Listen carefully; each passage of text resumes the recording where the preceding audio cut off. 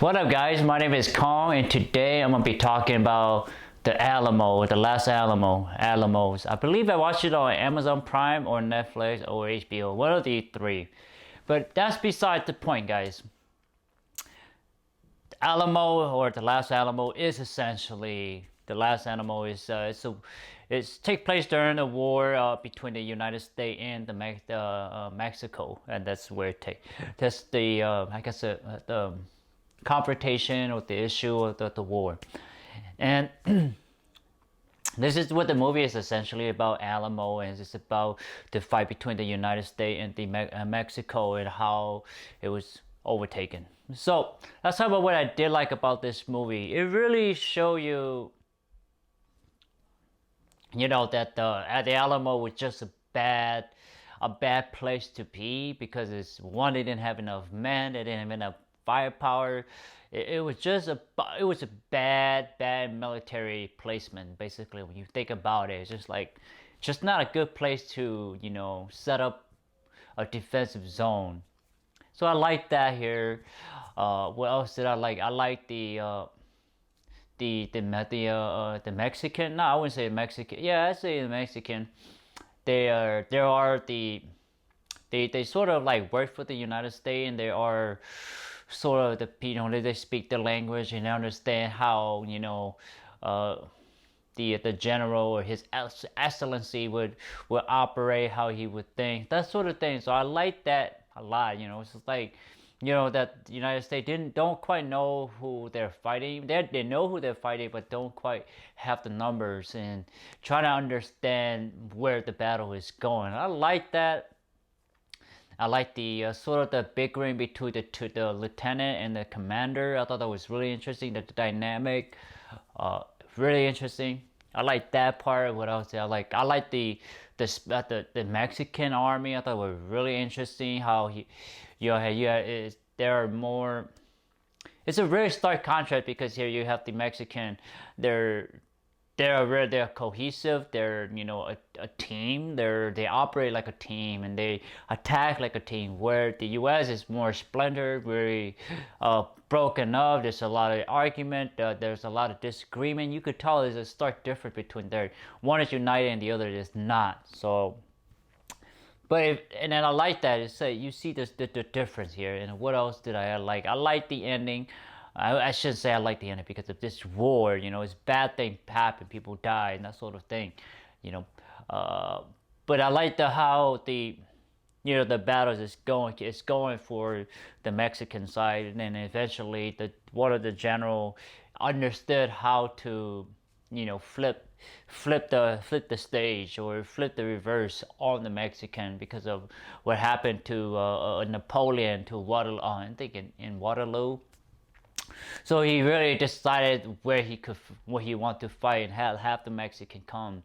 So that was very strategic, very interesting, and you can see that the soldier was like, "Yo, we gotta fight. We're losing people," but then the general really understand the bigger picture, the bigger battle, and know that he has to draw out, the Mexican army onto an open field where he could take them out. So I like that. It's really interesting what this movie does try to do, and I appreciate it. Is try to be, try to bring some cinematics, try to be very artistic, very a film auteur, like like a film, a movie. It's not like it doesn't feel like it's a commercial movie, but it feel like it's an artistic style movies, and then it's try to do that, and I appreciate for movie that try to do that, try to give us a different light or try to give us a variety, and I like that a lot here. I really do. I enjoyed it. So let's talk about what I don't like about this movie. What I don't like about it is the two general. They don't really have. They don't. There's not a stark difference between them, or there's not a similarity between them. That there's no. Yeah, I would say a story that we follow them along. We do a little bit, but we don't quite much get it. We really solely just focus on the Battle of Alamo. So you lose a sense of who you're supposed to follow, who you're supposed to care for, whose journey we're following. So we just don't. And then the sad thing is, one of the main guy or one of the commander, he actually gets shot and he dies.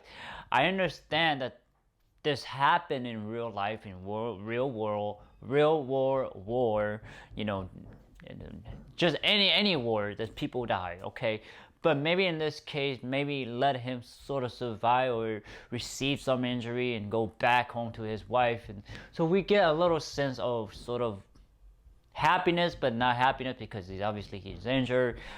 Both, I mean, I understand because it's the Alamos, you know, they basically got slaughtered by the Mexican, but at least have some people survive or escape. So I think one guy survived.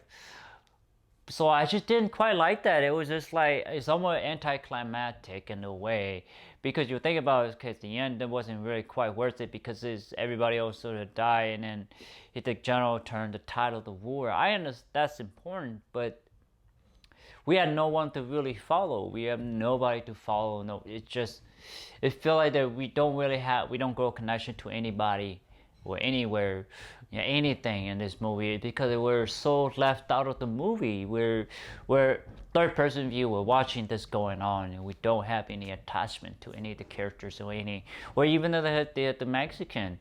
You know, I like the Mexican. I'd say a little bit more than the American, because the Mexican was more. You could tell there was more pride. You could tell there was more. They were really into that role. With the American, they are it too, but it's just the movie just didn't have characters. That's essentially what I'm saying. No characters. All right, guys. The battlefield is all right. It's a mess as it is, and you know, during a pre industrial industrial revolution, it's messy. You know, that's to be expected. If you watch a lot of Civil War footage and that sort of, it's messy. It's not clean cut. It's messy, bloody. So, and that I'm fine with that. So, what would the rating I give this movie, guys? I give it a 5 out of 10. It's average at best. It doesn't quite provide this level of sense of, you know, not grandeur, but a sense of, you know, sadness, tragedy, you know, slaughters, massacres, sadness, all those sort of things. It just didn't have that. Didn't have the characters that we can follow the journey with. It just didn't have this. It had the story, but it just didn't have the characters. So we had nobody to really follow. So that's why I give it a 5 out of 10. It's okay. I enjoy it for what it is. Would I recommend it? I don't know. I'm not sure. So 5 out of 10, guys. Please like, thumbs up, share, subscribe, and browse to my YouTube channels. I have a lot of content for you guys to check out. Please do so. Thank you so much and take care, guys. Bye bye.